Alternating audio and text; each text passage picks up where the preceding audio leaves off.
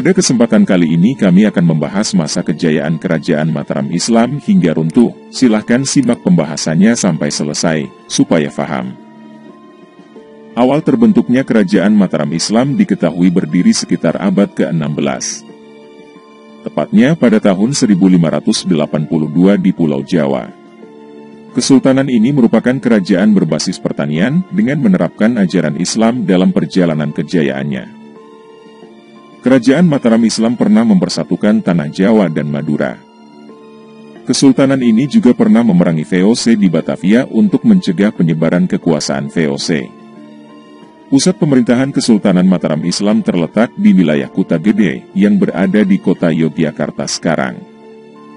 Dalam perjalanannya, Kesultanan ini meninggalkan beberapa jejak sejarah yang masih terlihat hingga kini, seperti Kampung Matraman di Jakarta, sistem persawahan di Jawa Barat yaitu Pantura, serta beberapa batas administrasi wilayah yang masih diberlakukan hingga kini. Berikut perjalanan sejarah Kerajaan Mataram Islam dari masa awal berdiri hingga runtuhnya Kesultanan tersebut. Masa awal berdirinya Kerajaan Mataram Islam ini dimulai dari perebutan wilayah Pajang oleh Sutawijaya. Lalu Kerajaan Mataram menjadi salah satu kesultanan Islam yang dinilai berkembang di tanah Jawa. Kerajaan Mataram Islam rutin menerjemahkan naskah Arab dan menerjemahkan Al-Quran ke bahasa Jawa. Mulai saat itu, kesultanan ini mendirikan pesantren yang menjadikan wilayahnya sebagai pusat agama Islam. Selain membangun pesantren, ada bermacam cara dilakukan para penguasa untuk menjadikan wilayah Kesultanan Mataram sebagai pusat agama Islam, di antaranya dengan mendirikan rumah ibadah.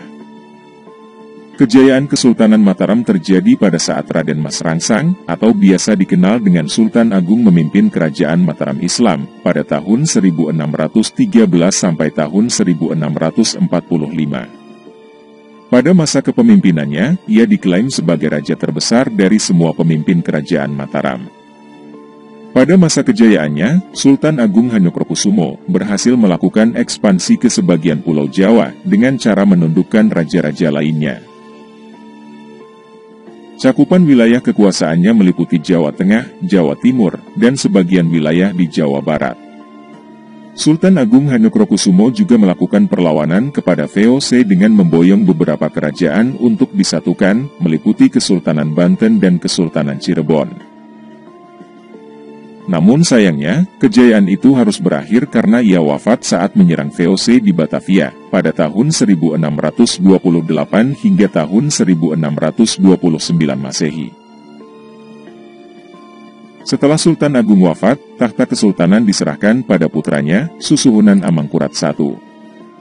Di bawah kepemimpinan Amangkurat I, ia memindahkan lokasi keraton ke Pleret.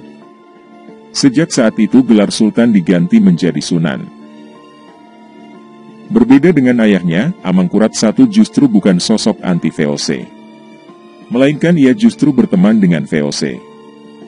Pada tahun 1645 hingga tahun 1677, terjadi pertentangan dan perpecahan dalam keluarga Kerajaan Mataram Islam. Lantas momen ini dimanfaatkan VOC untuk menguasai kesultanan tersebut. Kemudian pada tahun 1677, Susuhunan Amangkurat I meninggal. Kemudian putra mahkota dilantik menjadi Susuhunan Amangkurat II. Di masa kepemimpinan itu, Susuhunan Amangkurat II memindahkan pusat pemerintahan ke Kertasura. Belanda pun mulai menguasai sebagian besar wilayah Kerajaan Mataram saat Raja Amangkurat II memimpin.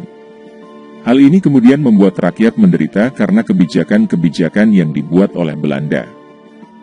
Kepemimpinan Kesultanan Mataram terus berganti. Tahta kerajaan diwariskan kepada Amangkurat III, Pakubuwana I, Amangkurat IV, dan Pakubuwana II. Pada kepemimpinan Pakubuwana II, merupakan akhir dari kejayaan Kerajaan Mataram Islam. Hal ini ditandai dengan penandatanganan penyerahan kedaulatan Mataram kepada VOC pada 11 Desember tahun 1749. Namun secara de facto, Mataram ditundukkan sepenuhnya pada tahun 1830. Sampai akhirnya pada 13 Februari tahun 1755 menjadi puncak perpecahan Kerajaan Mataram Islam. Hal ini ditandai dengan perjanjian Giyanti yang membagi kerajaan Mataram menjadi dua, yaitu Kasunanan Surakarta dan Yogyakarta. Usai dibagi menjadi dua wilayah, perpecahan kembali melanda kerajaan Mataram, sehingga pada tahun 1757 terjadi perjanjian Salatiga. Namun perpecahan ini berakhir pada tahun 1830 saat Perang Diponegoro selesai. Seluruh daerah kekuasaan Surakarta dan Yogyakarta dirampas oleh Belanda. Akhirnya pada 27 September tahun 1830 terjadi perjanjian Klaten yang menentukan wilayah kekuasaan Belanda. Akhirnya secara permanen kerajaan Mataram diserahkan kepada Belanda lewat perjanjian tersebut.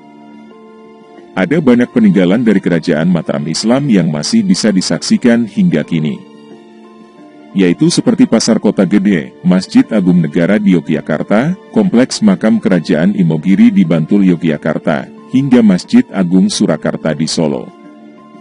Selain itu, ada juga kitab sastra Gending yang menjadi sumber sejarah kerajaan Mataram Islam. Begitulah perjalanan panjang berdirinya dan masa kejayaan kerajaan Mataram Islam hingga runtuh, yaitu salah satu kesultanan terbesar kerajaan Islam di Nusantara.